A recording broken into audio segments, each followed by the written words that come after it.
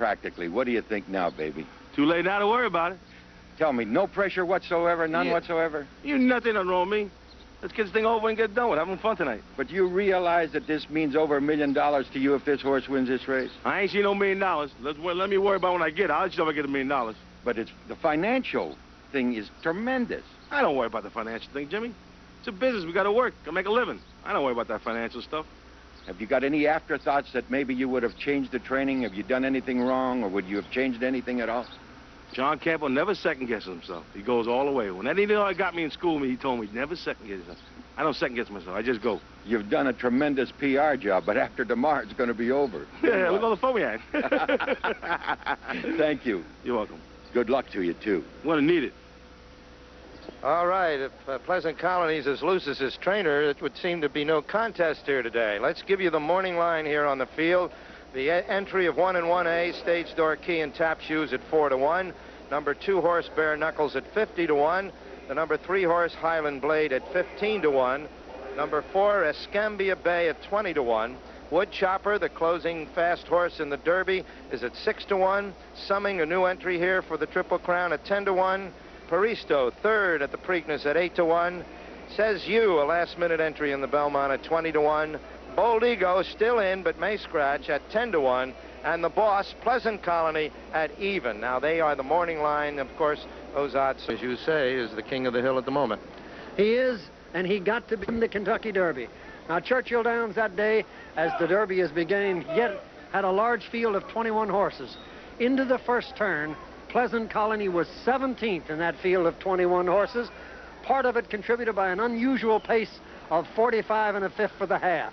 When they turned for home, Jorge Velasquez, like a good taxi driver in downtown Manhattan, had weaved his way through most of the field, gotten outside position A, had taken dead aim on the leaders, and had here gone to the lead, Jack. But the excitement wasn't over. No, it wasn't indeed, as Woodchopper now, as you'll notice, comes flying down, and I think half of America said, oh, wait till the Belmont. They couldn't wait for the distance. They should also have noticed, however, the confident Velasquez hands down, handwriting the winner. Indeed. In a very fine effort.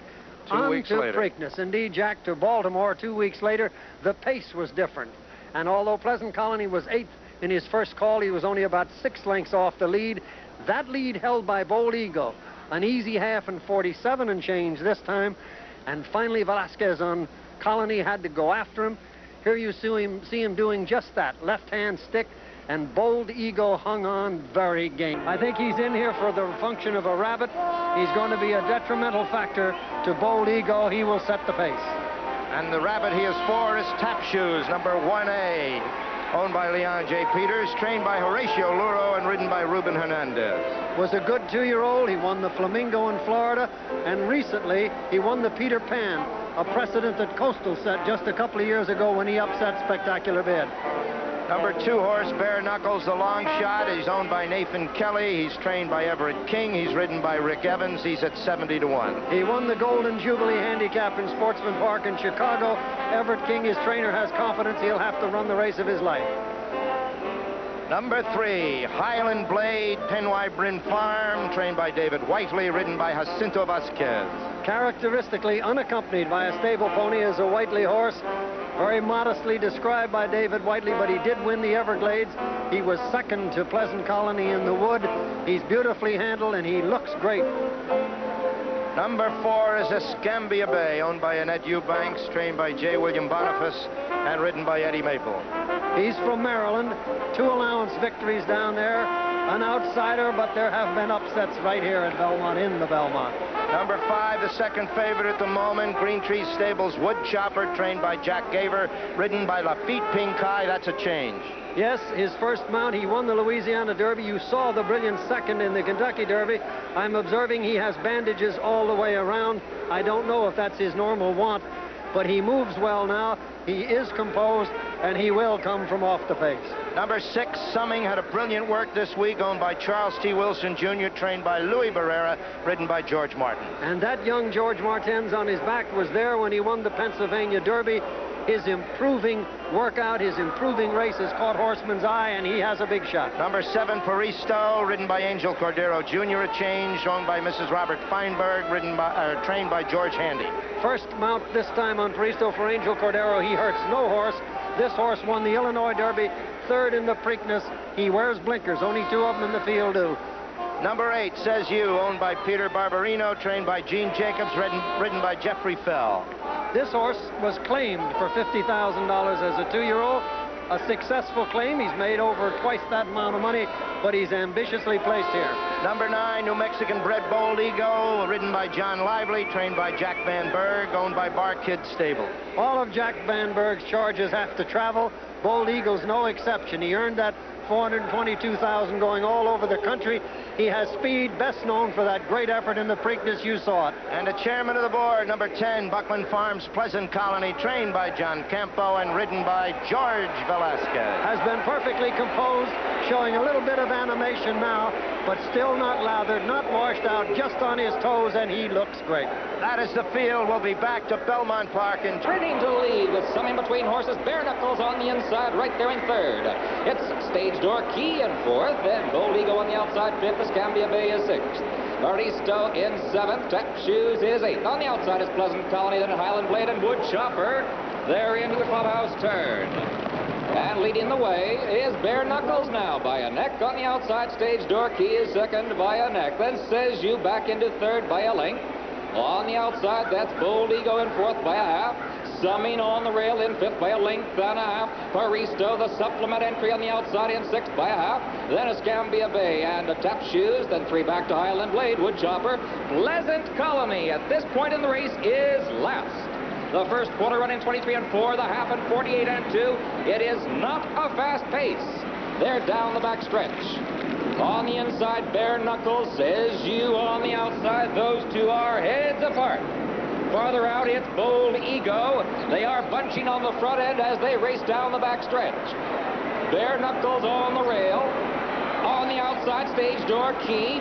And there goes Paristo now to the front. Paristo takes the lead, and gaining ground on the inside is Summing. Summing has got him to the front, going clear by about a length. Then Stage Door Key in 2nd. Paristo is 3rd. Bold Ego in 4th. Bare Knuckles is 5th. Bold Ego on the outside, then Tap Shoes. Pleasant Colony has gained. Pleasant Colony now in the middle of the pack. They're approaching the far turn. 3/4, 1:14 and 1 around the far turn. It is Summing leading the way by a length and a half. Then Paristo is 2nd by a head. Very close is ESCAMBIA Bay now in 3rd. Then Pleasant Colony has moved into 4th. They're around the far turn. Pleasant Colony gaining ground on the outside. Approaching the top of the stretch. Summing has the lead by about 3. Then Pleasant Colony, Highland Blade on the far outside. Highland Blade now takes 2nd by a half. But Pleasant Colony is right there in 3rd. It's 4 back to ESCAMBIA Bay. Then Tap Shoes is 5th, past the 8th pole. Summing has the lead by 2. Highland Blade is 2nd. There is going to be an upset. Pleasant Colony is 3rd. Summing on the inside. Highland Blade on the outside. Summing in front. And at the wire is Summing the winner in an upset by a neck. Highland Blade was 2nd. Pleasant Colony was 3rd. The time on the board, 2 minutes, 29 seconds.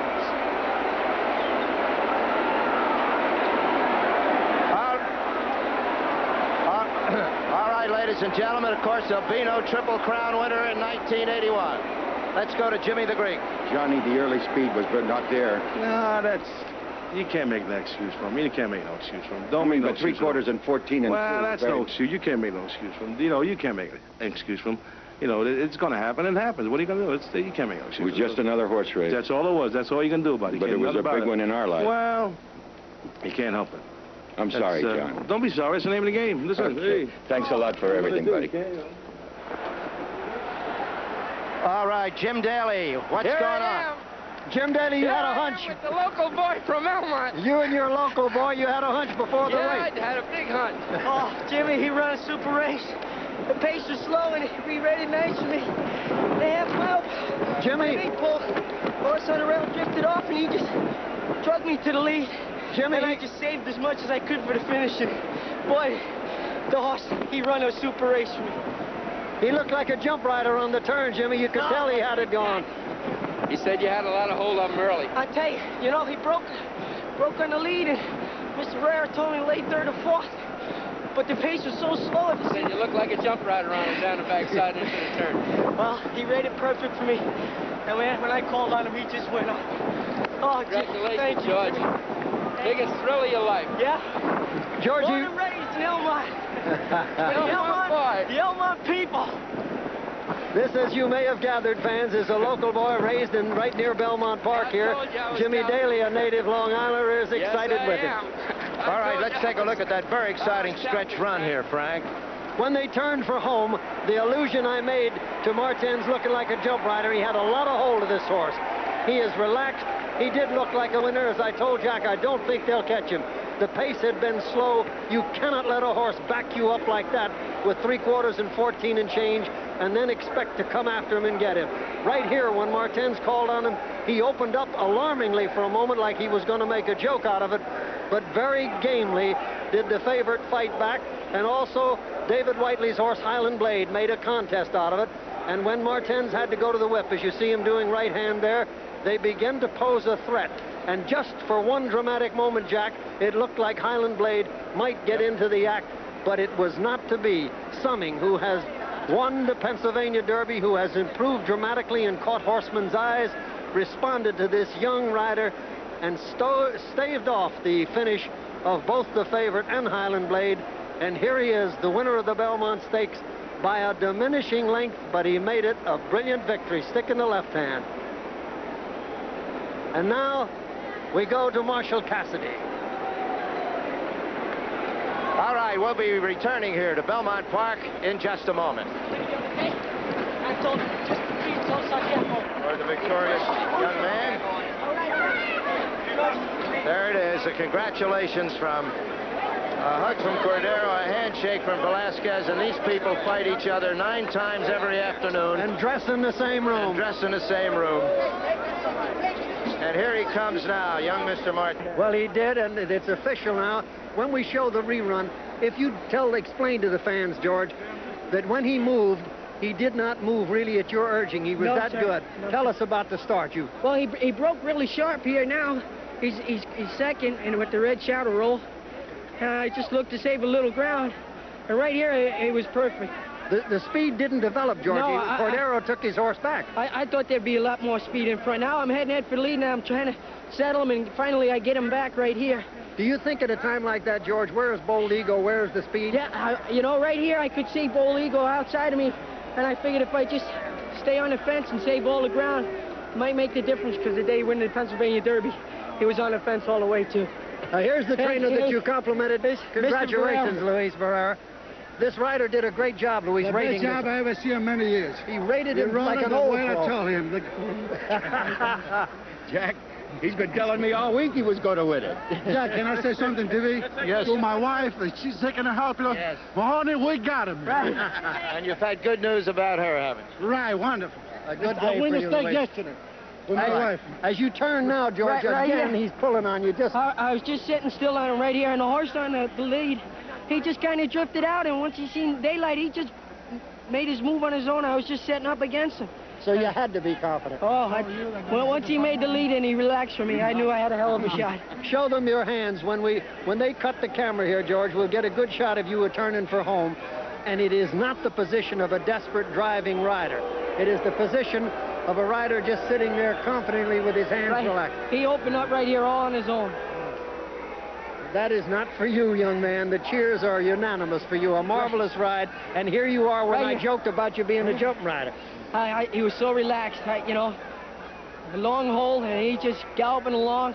I was looking back, and there was nobody in sight, so I just sat still a little longer.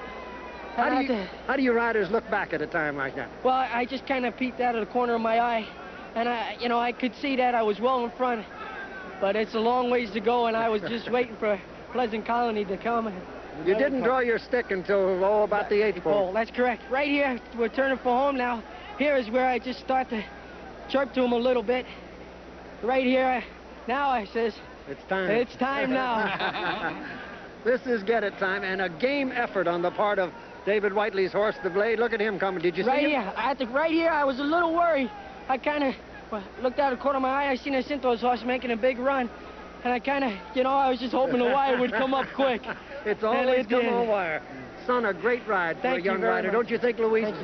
Real good rider. Real good rider. Can I say hello to my brother Lazaro and my brother Angel Neolin, the one that teach me everything I know. And thank you, Luis, and congratulations. George, all the best to you. 40 and 560 for the number 2 horse, and 280 for Pleasant Colony. Let's see how they compare at Denver, where the winner only got 660, 640, and 380, 1420 and $6 and 240. A surprise here at Belmont Park.